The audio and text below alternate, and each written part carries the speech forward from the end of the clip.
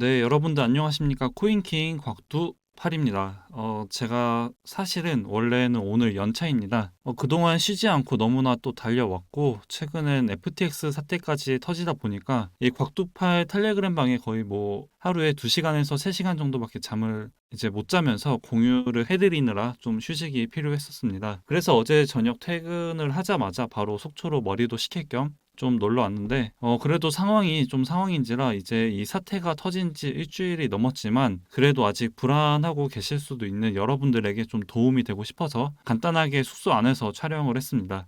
이 촬영이 핸드폰으로 하다 보니까 좀 음질이 안 좋을 수도 있으니까 미리 양해를 부탁드리고요. 오늘 영상은 뭐 무거운 내용보단 그래도 여러분들 중에서 분명 이 부분이 가장 궁금하실 거라고 생각을 해서 간단하게 준비를 했습니다. 지금 상황이 아마 많은 분들이 가장 불안해하시고 또 제 주변에서도 이 부분을 가장 궁금해 하시더라고요. 그래서 이 내용을 한번 준비를 해봤습니다. 지금 상황에서 가장 궁금한 것 중 하나가 아마 이번 FTX 사태로 인해 과연 국내 거래소인 업비트, 빗썸 그리고 코인원 등과 같은 국내 거래소들도 과연 괜찮을까라는 생각입니다. 근데 요점부터 간단하게 말씀드리면 저는 괜찮다고 생각을 합니다.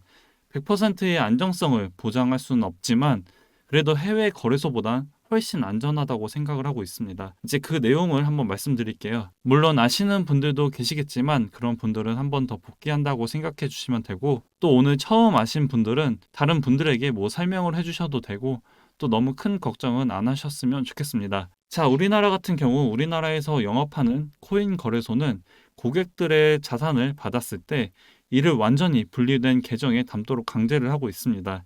즉 이걸 하지 않게 된다면 불법으로 법을 어긴다는 거죠. 또한 국내 거래소들은 자체 코인을 발행할 수가 없습니다. 국내 거래소가 예를 들면 FTX의 FTT 코인 그리고 바이낸스의 BNB 그리고 후코인에 있는 HU 이런 코인들처럼 그런 코인들을 업비트나 빗썸이나 또 코인원에선 발행을 할 수가 없습니다. 즉 허튼 수작을 이제 해외 거래소처럼 할 수가 없다는 점을 말씀드리고 싶고요. 또 거래소가 거래의 원활함을 통한 영업의 증진보다 거래소 코인의 가치 상승을 통한 영업에 치중하는 이해상충 문제가 이제 발생하는가 이게 가장 크다고 저는 생각을 합니다. 반대로 말하면 이 코인 가치로만 성장을 한 것이라면 코인 가치가 이제 폭락을 했을 때 본질에 집중하지 않은 거래소가 이제 사라질 뿐이고 업비트나 빗썸처럼 이제 코인의 가치 성장에 초점을 두지 않고 이제 거래소의 역할에만 충족을 했을 때 지금은 이제 그런 거래소들이 더 빛을 발하는 것 같습니다.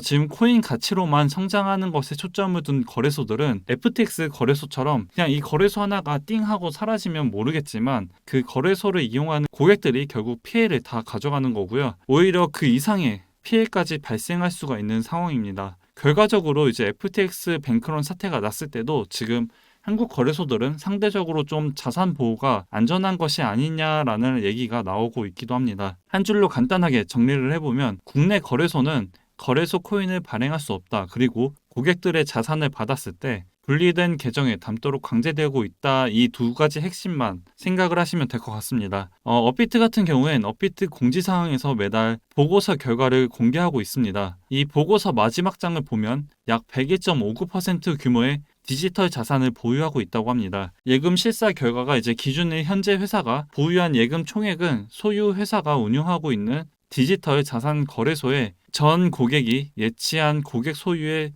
고객 예치금을 초과하고 있습니다. 고객 예치금 총액 대비 약 108.45%를 보유하고 있다고 하고 있으니까 이 부분을 꼭 참고하시면 될 것 같고요.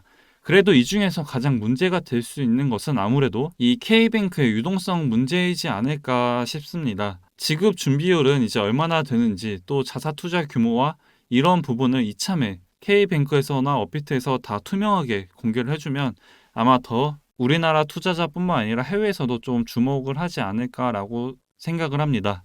제가 오늘 연차라 뭐 이것저것 자료를 준비하진 못하고 간단하게 영상을 찍었는데 그래도 이 내용들이 여러분들의 불안한 마음을 좀 다잡을 수 있는 영상이 되었으면 좋겠고요.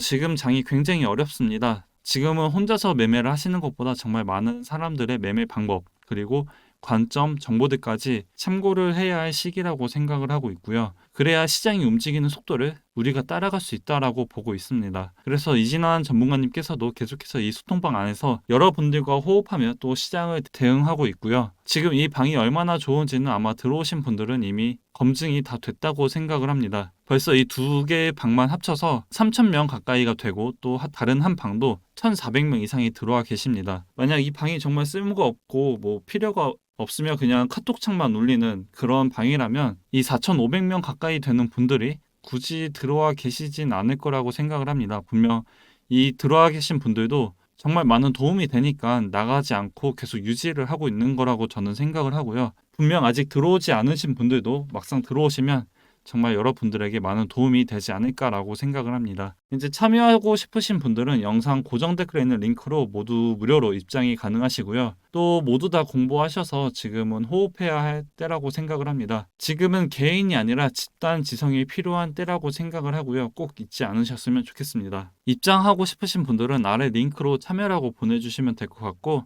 순차적으로 입장 안내를 도와드리고 있어서 참고를 하시면 될 것 같고 또 저희는 여러분들의 성함과 연락처를 묻지 않고 또 참여만 보내주시면 됩니다. 이 부분 꼭 참고해 주시면 좋을 것 같고요.